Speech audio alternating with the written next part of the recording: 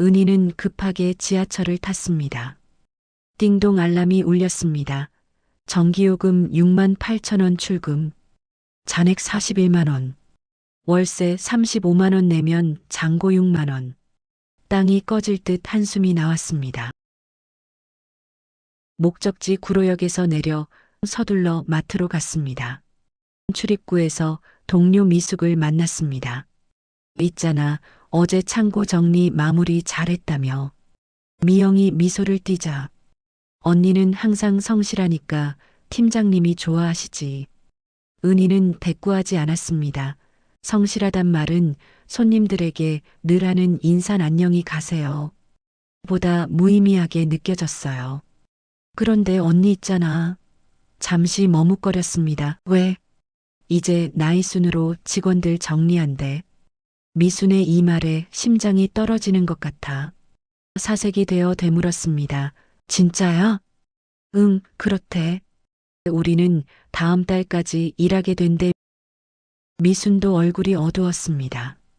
일이 손에 잡히지 않았습니다.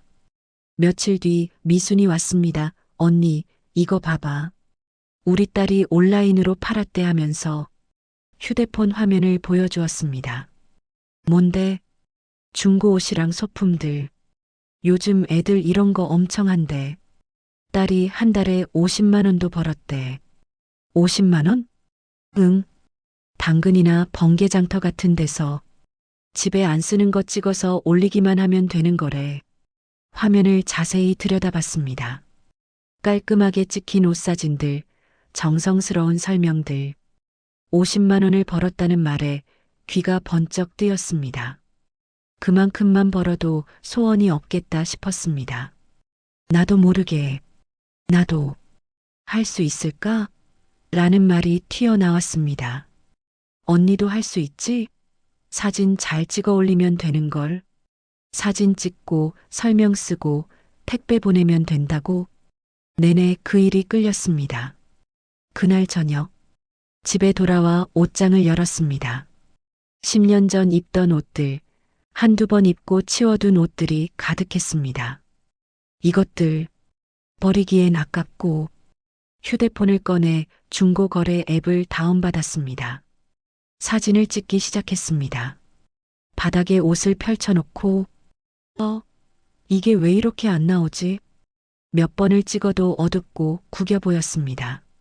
1시간을 고민하다가 창가에 옷을 걸고 다시 찍었습니다. 오, 이게 낫네. 설명을 쓰기 시작했습니다. 한 번만 입은 블라우스입니다. 깨끗합니다. 너무 간단한가 싶어서 다시 지우고 썼습니다.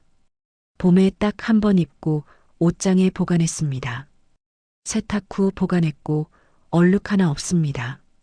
165cm에 55kg일 때 입었고 핏이 예쁩니다. 올리기 버튼을 눌렀습니다. 가격은 1만 5천 원. 팔리려나 반신반의하는 마음이 들었습니다. 3일이 지났습니다. 조회수 23, 찜 2개, 판매 0. 역시 안 되는구나. 마트 계산대에 앉아 한숨을 쉬었습니다. 그때 휴대폰이 울렸습니다. 안녕하세요. 블라우스 아직 있나요? 네, 있습니다. 1만 3천 원에 가능할까요? 망설여졌습니다. 이미 싸게 올린 건데. 하지만 첫 손님이었습니다. 네, 괜찮습니다. 감사합니다. 계좌 알려주세요. 첫 판매였습니다. 택배비 3,500원을 빼고 손에 남은 돈은 9,500원. 9,500원. 적은 돈이었습니다. 하루 알바비에도 못 미치는. 하지만 이상하게 기분이 좋았습니다. 내가 뭔가 했구나. 그날부터 조금씩 물건을 올리기 시작했습니다. 안 쓰는 그릇, 책, 가방, 신발. 퇴근 후와 주말에 사진을 찍고 설명을 정성껏 썼습니다. 한 달 후 15개를 팔아서 18만 원을 벌었습니다. 18만 원이면 이번 달 생활비에 보탤 수 있겠네. 그런데 문제가 생겼습니다. 집에 더 이상 팔 물건이 없었습니다. 주말 오후 근처 벼룩시장에 갔습니다. 이 그릇 얼마예요? 세트로 5,000원이요. 예쁜 도자기 그릇 세트였습니다. 조금 낡았지만 깨끗했습니다. 이거 닦아서 다시 팔면 10,000원에 팔 수 있지 않을까? 그릇을 샀습니다. 집에 와서 꼼꼼히 닦고 햇빛 아래서 예쁘게 사진을 찍었습니다. 빈티지 감성 도자기 그릇 세트 깨끗하게 세척했습니다. 카페나 집에서 사용하시기 좋습니다. 12,000원에 올렸습니다. 이틀 만에 팔렸습니다. 5,000원 주고 사서 택배비 빼고 7,000원 남았네. 2,000원 남는 장사였습니다. 하지만 뭔가 보였습니다. 이거 계속하면? 그날 밤 침대에 누워 계산기를 두드렸습니다. 하루에 물건 3개씩만 팔아도 한 달에 20만 원은 더 벌 수 있겠네. 가슴이 두근거렸습니다. 내가 할 수 있을까? 52년을 살면서 뭔가 제대로 해본 적이 없었습니다.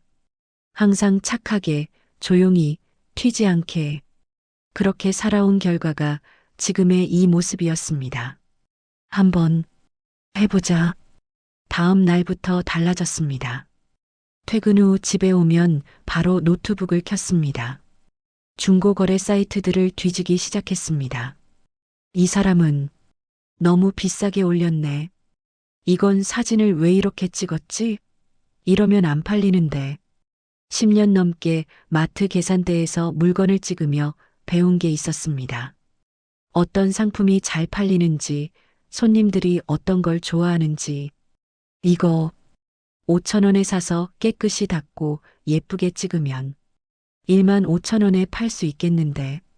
주말마다 벼룩시장과 동네 재활용센터를 돌았습니다. 아줌마, 이 화분들 얼마예요? 그냥 가져가. 버릴 거야. 정말요? 감사합니다. 낡았지만 튼튼한 도자기 화분 5개를 얻었습니다. 집에 와서 하나하나 닦고 작은 다육이를 심었습니다.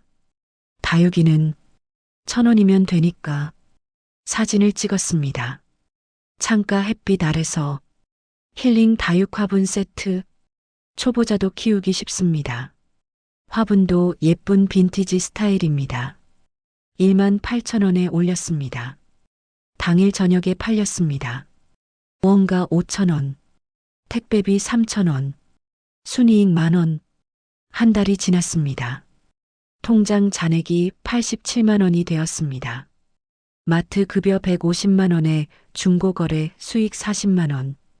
이번 달은 여유가 있네. 처음으로 편의점에서 망설이지 않고 샌드위치를 샀습니다. 하지만 문제가 생겼습니다. 언니, 요즘 피곤해 보여. 괜찮아? 응. 좀 바빠서. 퇴근 후 새벽 1시까지 물건을 정리하고 사진을 찍고 택배를 보냈습니다. 주말에는 벼룩시장을 돌아다니고 물건을 손질했습니다. 몸이 힘들었습니다. 이렇게 하면 언제까지 할 수 있을까? 어느 토요일 오후 벼룩시장에서 할머니 한 분을 만났습니다. 아가씨, 이것들 다 가져가. 그냥 줄게. 오래된 찻잔 세트, 빈티지 액자, 작은 장식품들. 할머니, 왜 그냥 주세요? 치우려고 했는데 버리기 아깝더라고. 누군가 예쁘게 써주면 좋겠어. 감사합니다. 짐을 들고 돌아오는 길, 문득 생각이 들었습니다. 나만 이런 사람이 아니구나. 버리긴 아깝고 팔 방법은 모르고. 그날 밤 노트북 앞에 앉아 새로운 생각을 정리했습니다. 물건을 맡아서 대신 팔아주면 어떨까? 손가락이 키보드 위에서 멈췄습니다. 수수료를 받고 사진 찍고 설명 쓰고 판매하고. 가슴이 뛰었습니다. 할 수 있을 것 같은데. 하지만 곧 불안이 밀려왔습니다. 내가 52살에 사업을. 며칠을 고민했습니다. 마트 계산대에 앉아서도 지하철을 타고 가면서도. 그러던 어느 날 팀장이 다가왔습니다. 이번에 인력 구조 조정 들어간대. 조심해. 네. 나이 많은 사람들부터 정리한다던데. 나도 불안해. 그날 밤 잠을 이룰 수 없었습니다. 해고 당할 그날이 다가오고 있다는 불안감이 밀려왔습니다. 언제까지 이렇게 살 수 있을까? 52살. 마트에서 잘린다면? 다른 곳에서 일자리를 구할 수 있을까? 안 되겠어. 해봐야겠어. 은희는 앞날이 걱정되어 뭐라도 해야 할 것 같았습니다. 물건 판매 일을 더 적극적으로 해봐야겠다고 생각했습니다. 새벽 3시 노트북 앞에 앉아 새로운 계획을 짰습니다.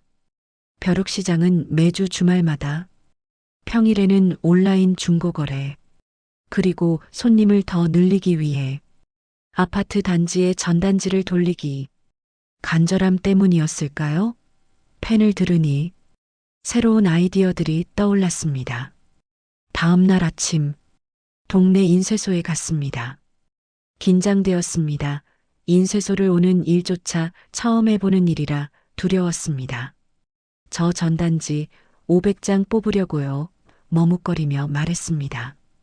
큰 작업복을 입은 60대 중반의 남자분이 돋복 너머로 은희를 무심한 듯 풀어보고는 어떤 내용으로 하실 건데요? 했습니다.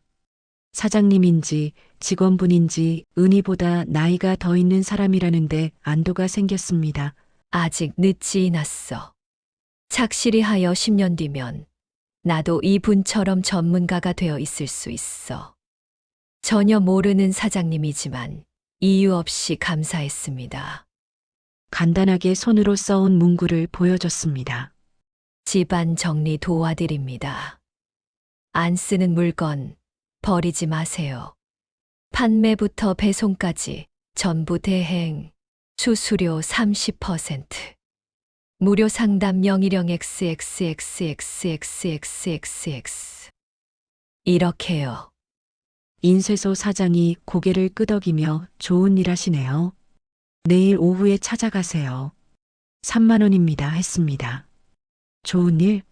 사장님의 좋은 일이란 한마디에 용기가 솟았습니다. 그 말씀에 너무 감사하여 큰 소리로 감사하단 인사라고 인쇄소를 나오는데 어깨에 날개가 달린 듯 기뻤습니다. 다음 날 오후 전단지 500장을 받아들었습니다. 노란색 종이에 검은 글씨. 이걸 어떻게 돌리지? 아파트 단지 게시판에 붙이는 건 안 될 것 같았습니다.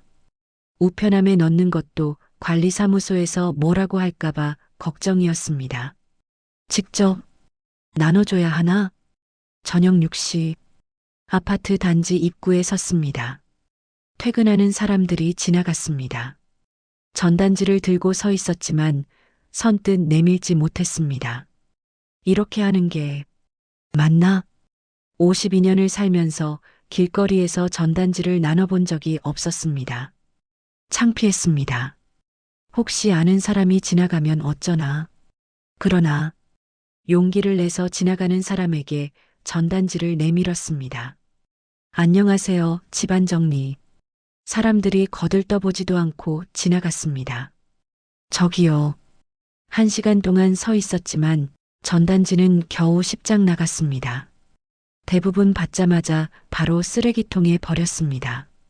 이렇게 안 되는구나. 집에 돌아와 소파에 주저앉았습니다. 뭐가 잘못된 걸까? 집세를 낼 날이 얼마 안 남았다는 생각에 통장 잔액을 확인했습니다. 82만 원. 다음 주면 월세 낼 날이었습니다. 이러다가 정말 끝나는 거 아니야? 불안이 밀려왔습니다. 초조한 마음에 입술을 자꾸 물어뜯었습니다. 그날 밤 맘카페를 뒤지다가 한글을 발견했습니다. 이사철 데뷔집 정리업체 추천해주세요. 댓글이 수십 개 달려 있었습니다. 오호정리 추천해요. XX클린 괜찮더라고요. 업체들 이름이 쭉 나열되어 있었습니다. 나도 올려볼까? 망설이다가 댓글을 달았습니다. 저도 정리 대행해 드려요. 수수료 저렴하고 꼼꼼하게 해드립니다. 연락 주세요. 그리고 전화번호를 적었습니다. 다음 날 오전 휴대폰이 울렸습니다. 안녕하세요. 맘카페 보고 연락드려요. 아, 네. 말씀하세요. 저희 집 좀 봐주실 수 있을까요? 3월에 이사 가는데 집이 너무 난장판이에요. 네, 가능합니다. 언제 방문할까요? 오늘 오후 어떠세요? 좋습니다. 오후 2시. 손님 집에 도착했습니다. 30평대 아파트였습니다. 문을 열자 예상보다 훨씬 많은 물건들이 보였습니다. 애가 셋이다 보니까 물건이 엄청 많아요. 괜찮습니다. 거실을 둘러봤습니다. 아이들 옷, 장난감, 책, 가구, 가전제품. 이 정도면 한 300만 원 어치는 되겠는데요. 손님이 놀란 표정을 지었습니다. 300만 원이요? 이게요? 네. 브랜드 옷도 많고 가구 상태도 좋네요. 그럼 수수료가 90만 원 정도 될 것 같아요. 손님이 잠시 생각하더니 고개를 끄덕였습니다. 좋아요. 근데 언제까지 팔아주실 수 있어요? 이사가 3월 초거든요. 2월 중순이었습니다. 2주 안에 최대한 팔아드릴게요. 감사합니다. 그날부터 전쟁이 시작되었습니다. 트럭을 빌려 물건을 실어왔습니다. 원룸이 창고처럼 변했습니다. 이걸 2주 안에 다 팔아야 해. 잠을 줄였습니다. 새벽 3시까지 사진을 찍고 설명을 썼습니다. 하루에 30개씩 올렸습니다. 손가락이 부어 올랐습니다. 허리가 끊어질 것 같았습니다. 조금만 더. 일주일이 지났습니다. 물건의 절반이 팔렸습니다. 어머나 대박이에요. 벌써 150만 원 어치나 팔렸어요. 손님에게서 진행 상황을 알렸더니 예상하지 못한 일이라며 연신 놀랐습니다. 정말 감사해요. 이렇게 빨리 팔릴 줄 몰랐어요. 아직 절반 남았어요. 끝까지 최선을 다할게요. 라고 말하는 은희의 입술이 떨렸습니다. 2주가 지났습니다. 거의 다 팔렸습니다. 계산기를 두들겨 보았습니다. 총 판매액 285만 원, 수수료 85만 5천 원, 85만 원. 손에 쥔 돈이었습니다. 이렇게 벌 수 있구나. 눈물이 났습니다. 그날 저녁 통장에 돈이 들어왔습니다. 벼룩시장 수익 19만 원, 다른 소소한 중고거래 15만 원, 그리고 이번 큰 건 85만 원, 이번 달 총 수입 119만 원, 월세 내고 70만 원 남네. 아직 마트 월급보다 적었습니다. 하지만 희망이 보였습니다. 할 수 있어. 다음 날 맘카페에 다시 댓글을 달기 시작했습니다. 정리 관련 글이 올라올 때마다 저도 도와드릴 수 있어요. 처음엔 무시당했습니다. 업체가 안심이죠. 개인은 좀. 하지만 포기하지 않았습니다. 몇몇 사람들이 연락을 해왔습니다. 가격이 저렴하네요. 직접 해보신 분 후기 좀 볼 수 있을까요? 첫 손님에게 부탁했습니다. 혹시 후기 좀 써주실 수 있을까요? 당연하죠. 언니 덕분에 큰 도움 받았어요. 맘카페에 후기가 올라왔습니다. 개인 정리 대행 이용했는데 완전 만족해요. 꼼꼼하고 친절하고 가격도 저렴해요. 강추합니다. 그 후로 연락이 조금씩 늘기 시작했습니다. 한 주에 한두 건. 많지 않았지만 꾸준했습니다. 3월이 되었습니다. 이번 달 수입을 계산했습니다. 중고거래 수수료 142만 원, 벼룩시장 수익 76만 원, 총 218만 원. 마트 월급보다 많네. 믿기지 않았습니다. 52살. 마트를 그만두고 3개월. 혼자 힘으로 이만큼 벌었습니다. 그날 밤 딸에게 전화했습니다. 엄마, 무슨 일이야? 아니, 그냥, 왜, 또 힘든 일 있어? 아니야. 이번엔 좋은 얘기야. 뭔데?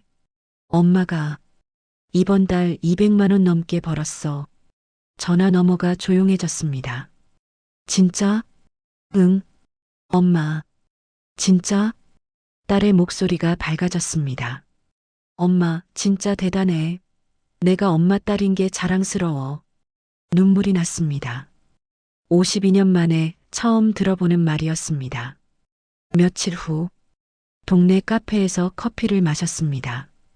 예전엔 아껴서 집에서만 마셨는데, 이제는 가끔 이렇게 여유를 부릴 수 있었습니다. 창밖을 바라봤습니다. 봄이 오고 있었습니다. 나도 봄이 온 걸까? 하지만 아직 끝이 아니었습니다. 손님이 늘면서 새로운 문제가 생겼습니다. 물건을 보관할 공간이 부족했습니다.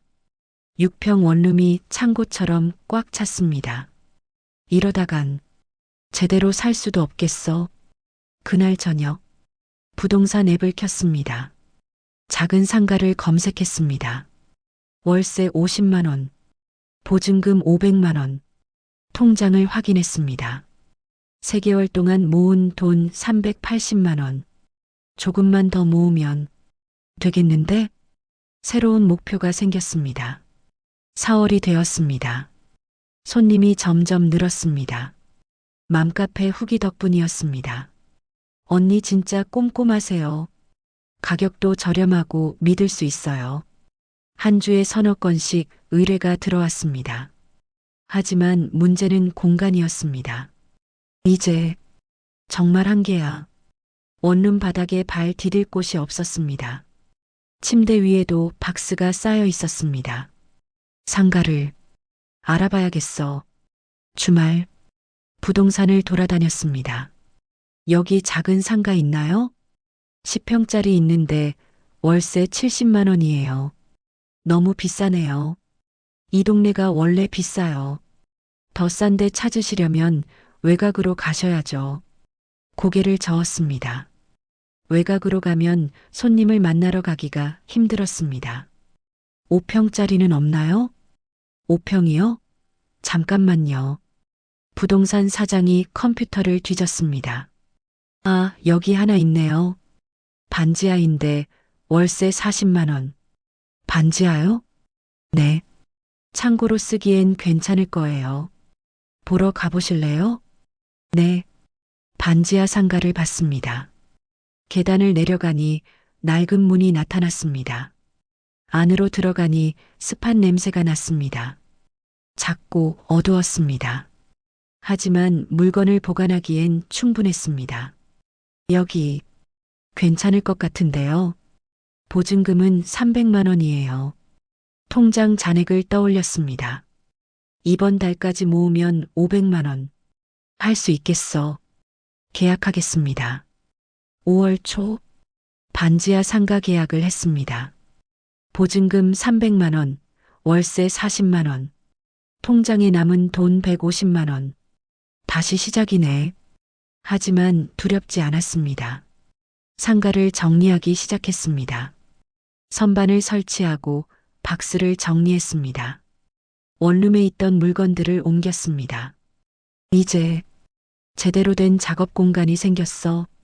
처음으로 뭔가 자신의 사업장이 생긴 기분이었습니다. 며칠 후 상가 문에 작은 간판을 달았습니다. 행복한 정리 마이너스 집안 정리 전문. 손으로 직접 쓴 글씨였습니다. 예쁘진 않았지만 마음을 담았습니다. 이제 진짜 시작이야. 손님이 계속 늘었습니다.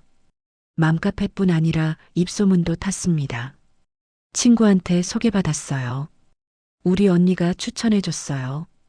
한 달에 10건 이상 의뢰가 들어왔습니다. 이제는 혼자 감당하기 힘들 정도였습니다. 어느 날 단골 손님이 제안했습니다. 언니, 저도 같이 일하면 안 될까요? 응? 저 요즘 집에서 애만 보는데 심심하거든요. 언니 일 도와드리고 싶어요.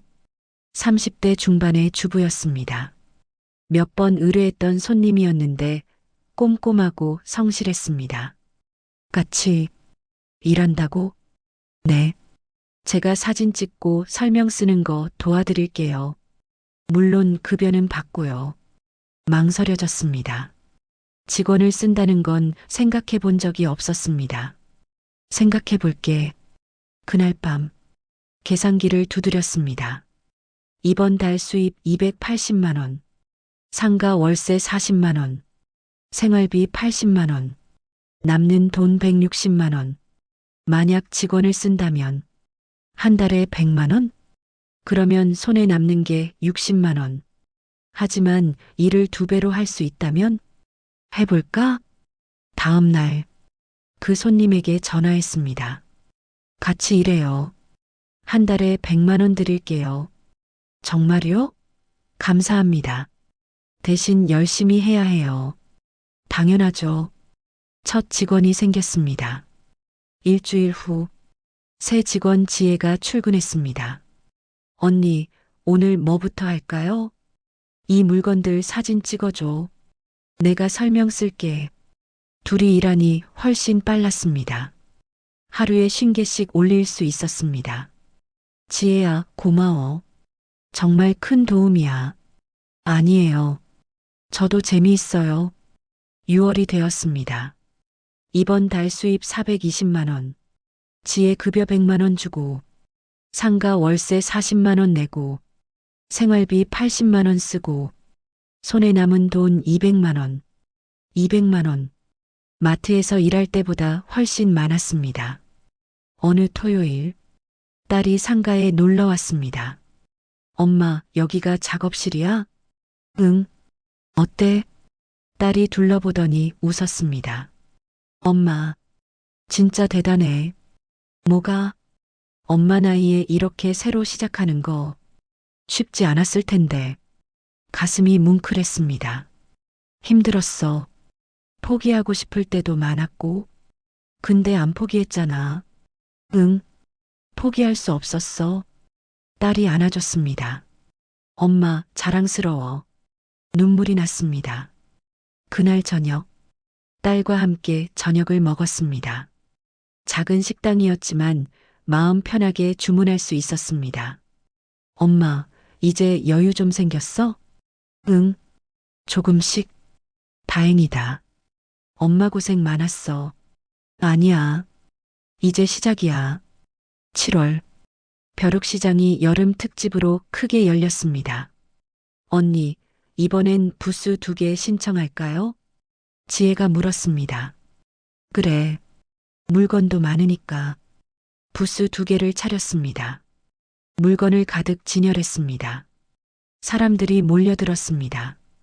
이거 얼마예요? 상태 정말 좋네요. 이것도 주세요. 하루 종일 쉴 틈이 없었습니다. 저녁이 되어 정산했습니다. 총 판매액 95만 원. 95만 원. 대박이다. 지혜가 소리쳤습니다. 그치? 우리 잘했어. 8월. 상가가 좁게 느껴지기 시작했습니다.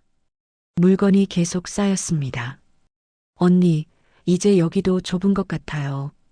지혜가 말했습니다. 나도 그렇게 생각해. 더 큰 공간이 필요했습니다. 부동산을 다시 돌아다녔습니다. 15평짜리 있어요. 1층이고 월세 90만 원. 90만 원. 계산해 봤습니다. 요즘 한 달 수입이 500만 원 정도였습니다. 충분히 감당할 수 있었습니다. 보러 갈게요. 1층 상가를 봤습니다. 밝고 넓었습니다. 창문도 커서 햇빛이 잘 들어왔습니다. 여기 좋은데? 보증금은 500만 원이에요. 통장 잔액을 확인했습니다. 550만 원.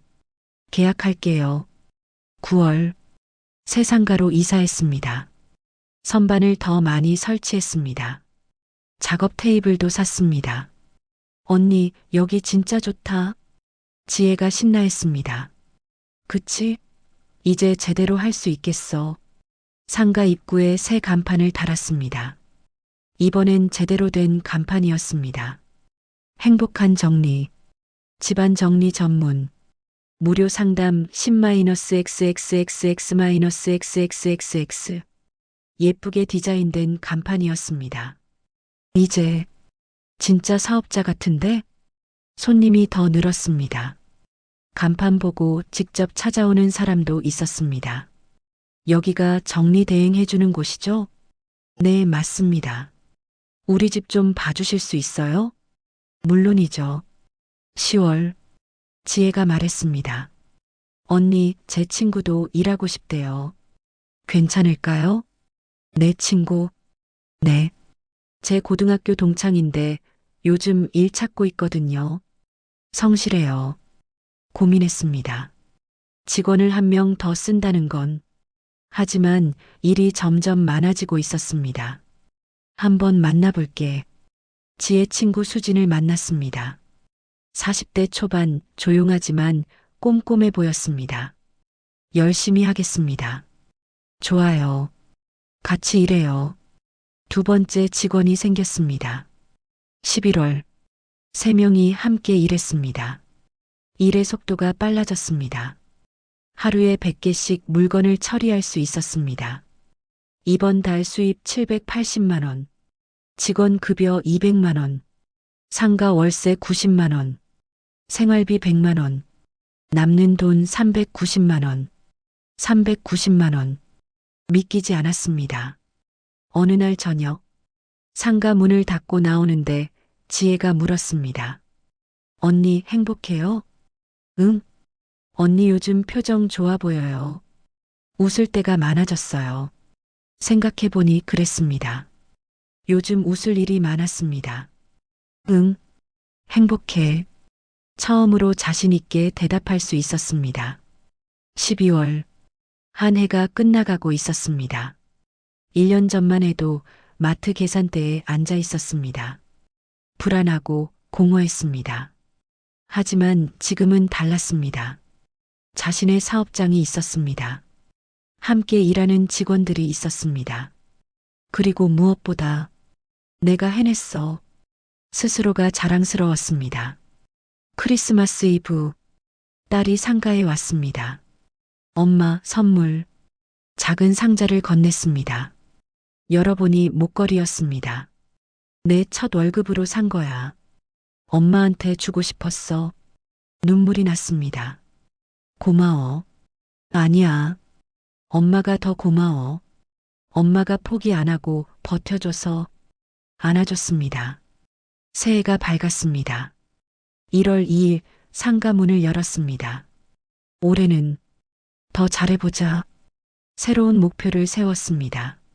직원을 한 명 더 늘리고 온라인 쇼핑몰도 만들고 체계를 더 잡아보자.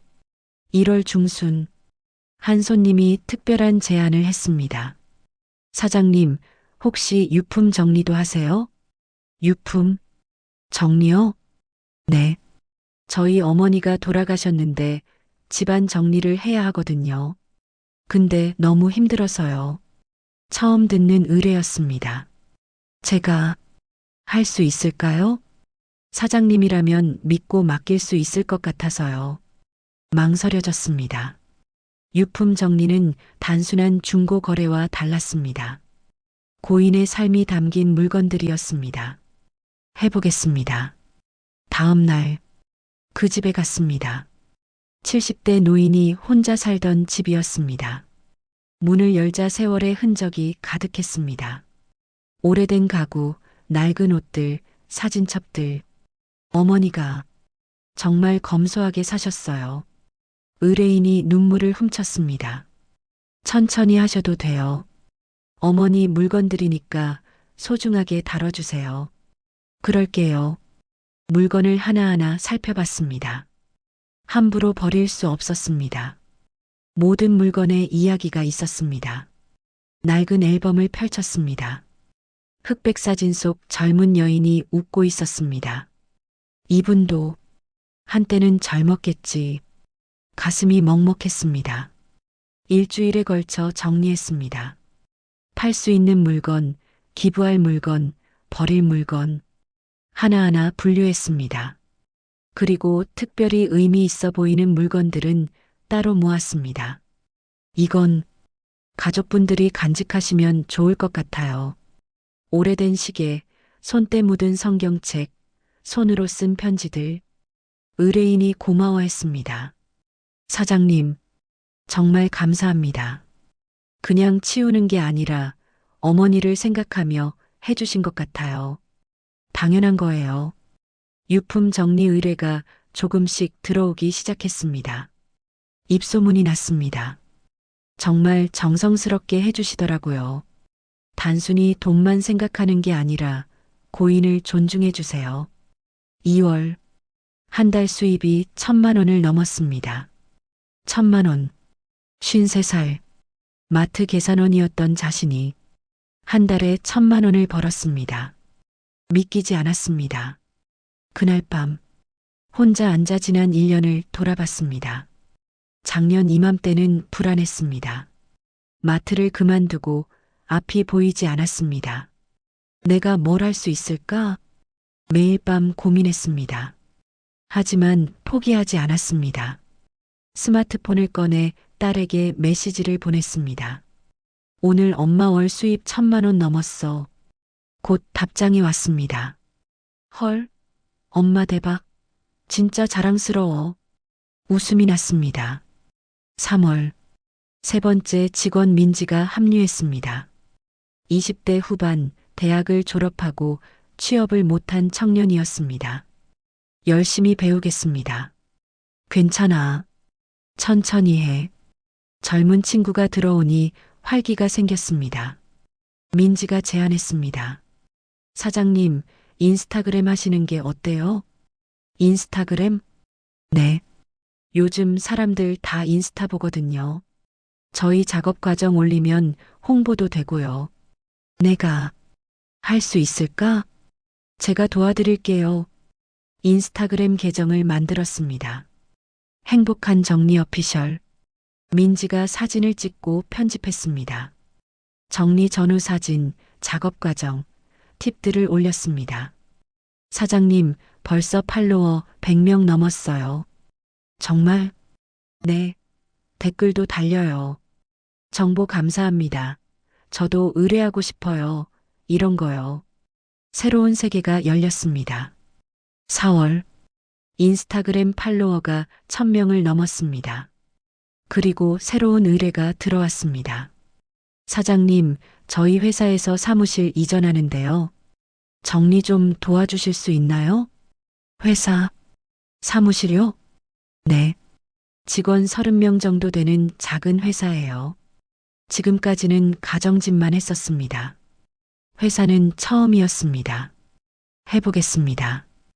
회사 사무실에 갔습니다. 생각보다 물건이 많았습니다. 책상, 의자, 서류 캐비닛, 컴퓨터. 이걸 어떻게 하지? 직원들을 모았습니다. 우리 함께 해보자. 나 혼자는 못해. 네, 사장님. 넷이서 일주일 동안 매달렸습니다. 회사 사무실 정리를 끝냈습니다. 의뢰비 500만 원. 직원들과 나눠 가졌습니다. 우리 회식하자. 오늘은 내가 쏜다. 와, 사장님 최고. 삼겹살집에서 고기를 구웠습니다. 사장님 진짜 대단하세요. 지혜가 말했습니다. 1년 전만 해도 혼자였잖아요. 근데 지금은 직원도 3명이나 되고. 맞아요. 사장님 덕분에 저도 일할 수 있어요. 수진이 말했습니다. 저도 사장님 보면서 배워요. 나이가 뭐가 중요하냐고요. 민지가 웃었습니다. 눈가가 뜨거워졌습니다. 고맙다 애들아. 너희가 없었으면 못했어. 5월, 상가가 또 좁아졌습니다. 사장님, 이제 진짜 큰 곳으로 가야 할 것 같아요. 민지가 말했습니다. 30평 정도는 돼야 할 것 같아요. 30평? 상상도 못했던 크기였습니다. 부동산을 돌아다녔습니다. 30평짜리 있어요. 1층이고 주차도 가능해요. 월세 150만 원. 150만 원. 이제는 감당할 수 있는 금액이었습니다. 계약할게요. 6월 새 사무실로 이전했습니다. 넓고 쾌적했습니다. 작업 공간, 물건 보관 공간, 사무 공간을 나눴습니다.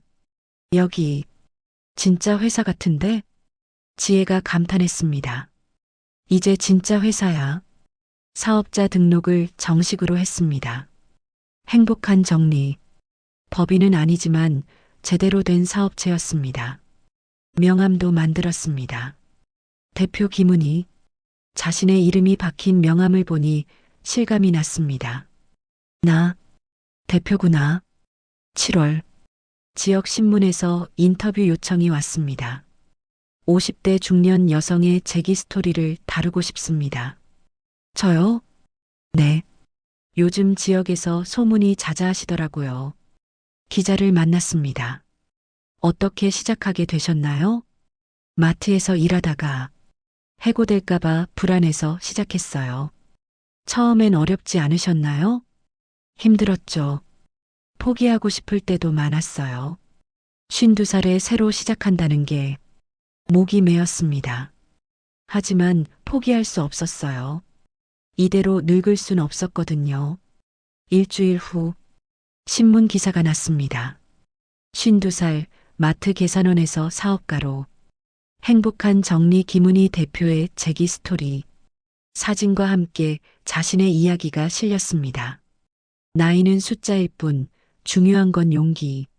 기사를 읽으며 눈물이 났습니다.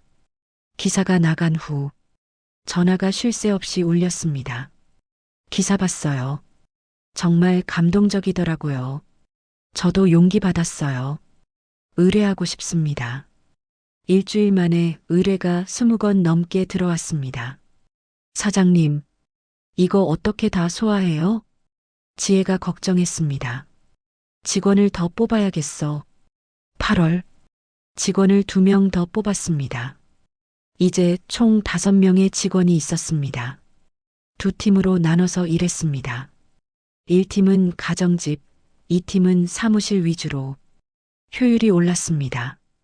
9월 한 달 수입이 2천만 원을 넘었습니다. 직원 급여와 각종 비용을 빼고도 800만 원이 남았습니다.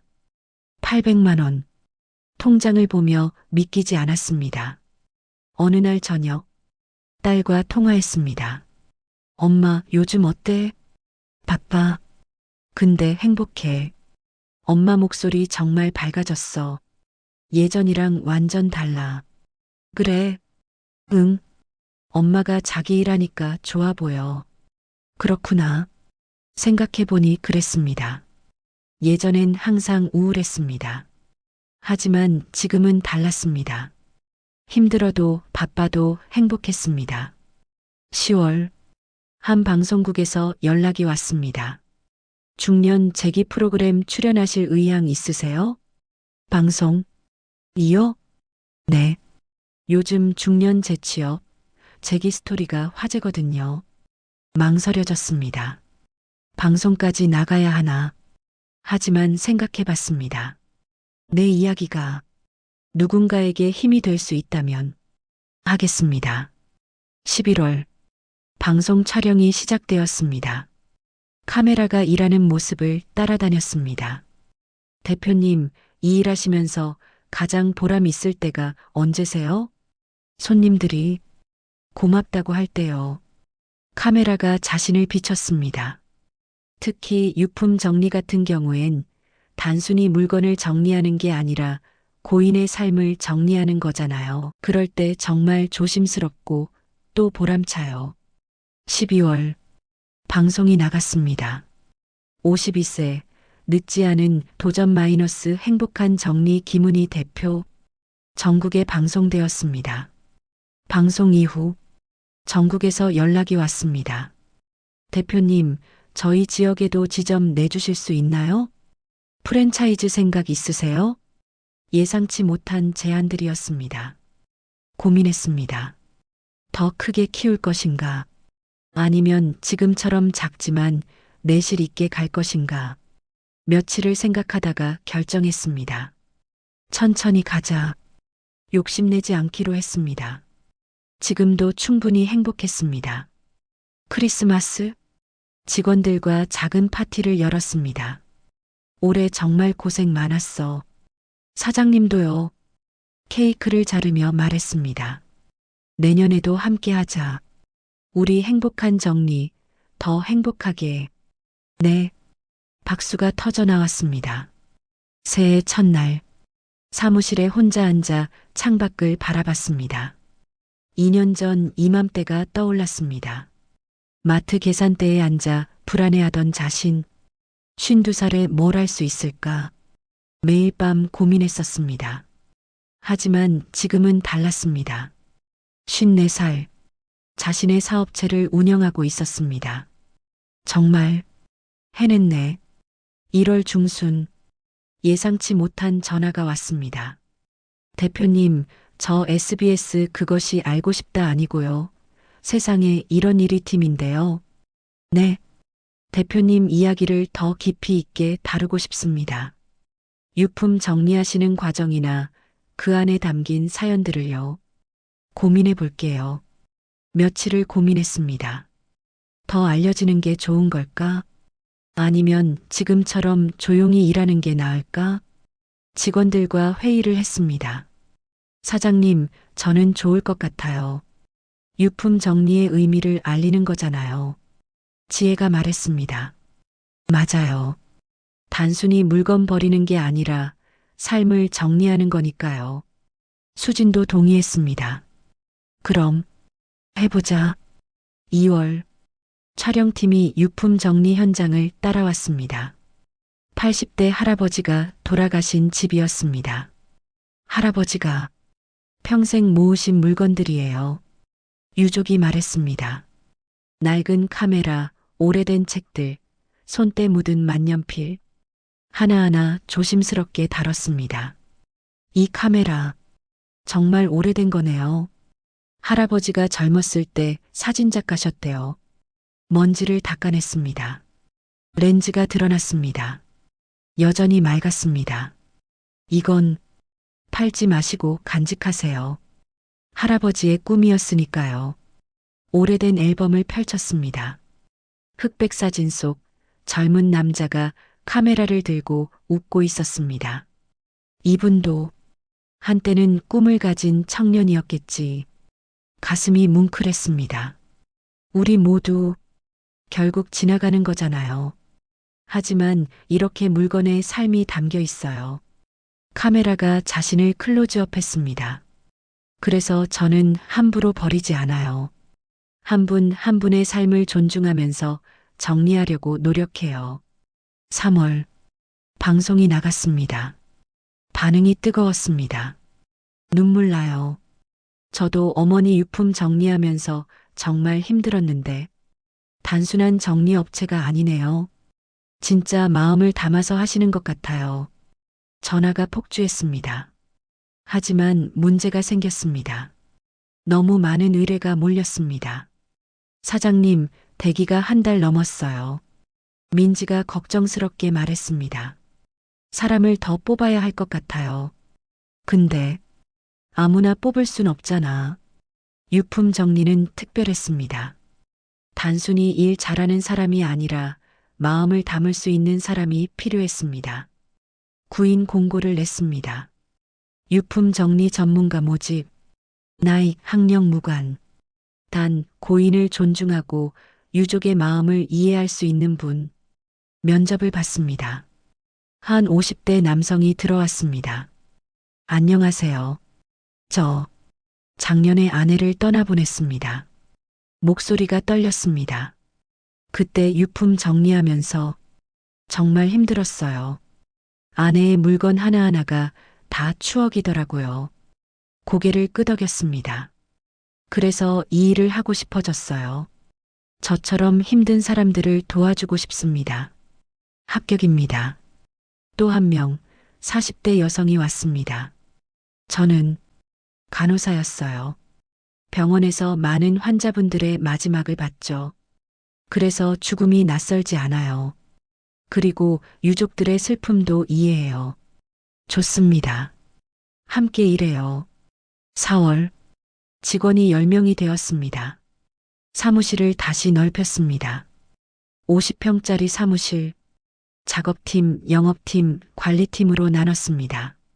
이제 진짜 회사네. 한 달 수입이 4천만 원을 넘었습니다. 각종 비용을 빼고도 1,500만 원이 손에 남았습니다. 1,500만 원. 통장을 보며 아직도 믿기지 않았습니다. 5월, 딸이 약혼 소식을 알려왔습니다. 엄마, 나 결혼해. 정말? 축하해.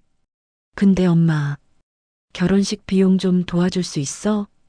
예전 같았으면 막막했을 겁니다. 하지만 지금은 달랐습니다. 얼마나 필요해? 3천만 원 정도. 알았어. 엄마가 다 내줄게. 엄마, 진짜? 응. 우리 딸 결혼식인데 당연하지. 6월, 딸의 결혼식 날. 새하얀 웨딩드레스를 입은 딸을 봤습니다. 엄마, 울지 마. 눈물이 멈추지 않았습니다. 미안해. 엄마가 너한테 해준 게 별로 없어서. 무슨 소리야? 엄마는 나한테 가장 큰 걸 가르쳐 줬어. 뭔데? 포기하지 않는 거. 나이가 뭐가 중요하냐는 거. 엄마 보면서 배웠어. 와락 안 왔습니다. 고마워. 주례 없는 결혼식이었습니다. 대신 딸이 준비한 영상이 나왔습니다. 우리 엄마를 소개합니다. 화면에 자신의 모습이 나왔습니다. 일하는 모습, 웃는 모습, 직원들과 함께하는 모습. 52살에 새로 시작했어요. 마트 계산원에서 사업가가 되었어요. 하객들이 박수를 쳤습니다. 엄마는 제 영웅이에요. 나이는 숫자일 뿐이라는 걸 보여주셨어요. 눈물이 흘렀습니다. 피로 연장에서 많은 사람들이 다가왔습니다. 대표님, 저 방송 봤어요. 정말 감동적이었어요. 저도 50대인데 용기 받았습니다. 저희 어머니도 대표님 보시고 힘내세요. 낯선 사람들이 응원해줬습니다. 감사합니다. 7월, 한 대학에서 강연 요청이 왔습니다. 중년 재취업 특강을 해주실 수 있나요? 제가 강연을요? 네. 학생들뿐 아니라 중장년층 청강생들도 많거든요. 해보겠습니다. 대학 강의실에 섰습니다. 200명 정도의 사람들이 앉아 있었습니다. 젊은 학생들도 있었지만 중년의 사람들도 많았습니다. 안녕하세요. 저는 행복한 정리 김은희입니다. 목소리가 떨렸습니다. 저는 52살에 새로 시작했습니다. 자신의 이야기를 했습니다. 마트 계산원으로 일하던 날들, 이혼 후 혼자 살아온 시간들, 불안하고 공허했던 순간들, 그리고 용기를 내서 시작한 이야기.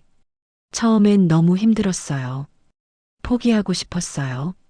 청중들이 고개를 끄덕였습니다.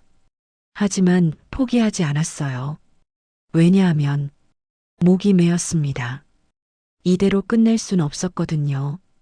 52년을 살았는데 손에 남은 게 없었어요. 눈물을 닦았습니다. 그래서 시작했어요.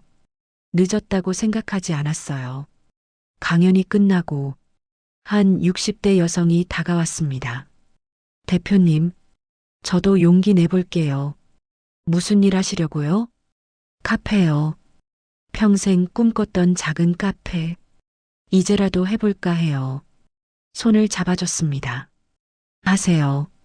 늦지 않았어요. 고맙습니다. 8월, 회사가 안정적으로 돌아갔습니다. 시스템이 잡혔습니다. 이제는 자신이 없어도 회사가 돌아갔습니다. 대표님, 이번 주는 좀 쉬세요. 저희가 다 할게요. 지혜가 말했습니다. 괜찮아? 네. 이제 다들 익숙해요. 처음으로 여유가 생겼습니다.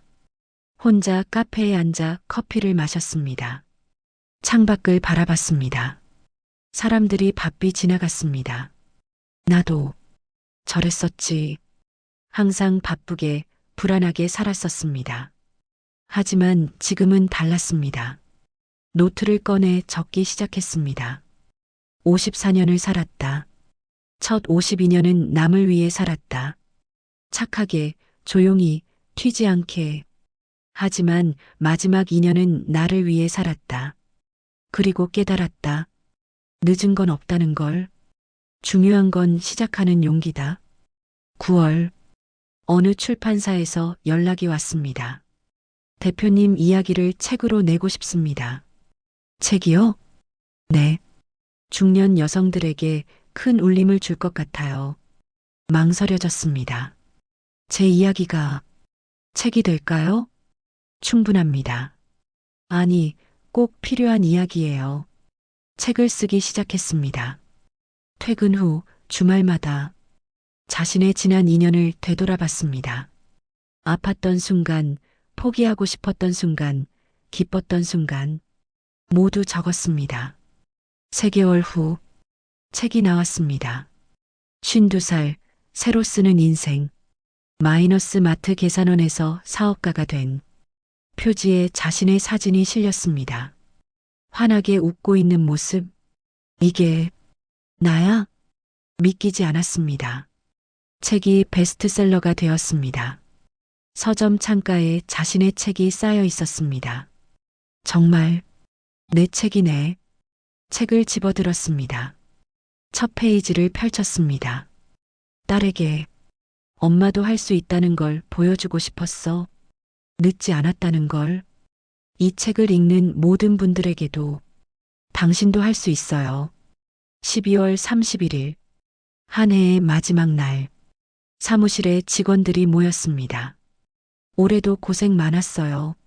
샴페인을 터뜨렸습니다. 내년엔 더 잘해보자. 네. 자정이 가까워졌습니다. 혼자 사무실에 남았습니다. 창밖으로 불꽃놀이가 터졌습니다. 새해가 밝았습니다. 55살. 더 이상 나이가 두렵지 않았습니다. 앞으로의 삶도 두렵지 않습니다. 제 지인의 성공 이야기를 각색해 보았습니다. 댓글로 서로 응원해 보아요.